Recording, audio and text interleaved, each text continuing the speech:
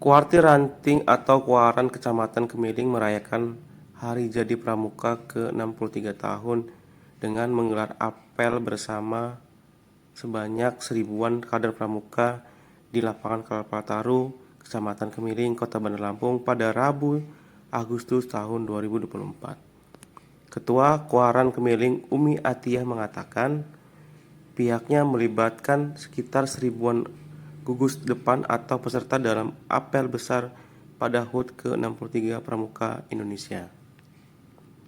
Umi mengatakan kader pramuka diharapkan untuk melakukan kegiatan hal yang positif atau bermanfaat untuk menghindari perbuatan-perbuatan negatif.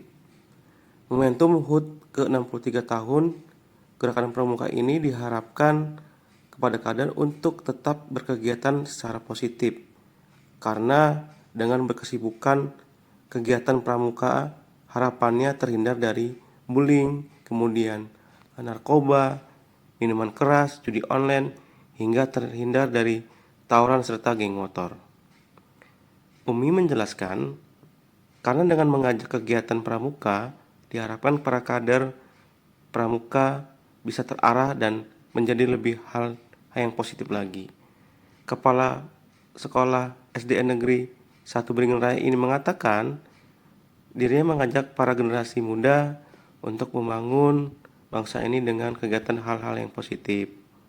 Di antaranya dengan berkegiatan pramuka, bergotong royong, bahu-membahu untuk Republik Indonesia.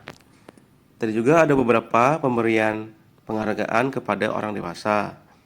Penerimaan penghargaan mereka merupakan anggota pramuka yang memberikan kontribusi positif terhadap Kuaran Kemiling. Ditunggu kegiatan-kegiatan selanjutnya.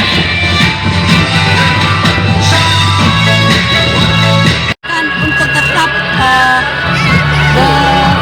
secara positif, terutama untuk anak-anak kita, supaya dengan kesibukan kepramukaan mereka akan terhindar dari bullying, kemudian narkoba, kemudian minuman keras dan tawuran. Itu harapannya. Karena dengan pramuka kita bisa mengajak anak-anak ke arah yang lebih positif.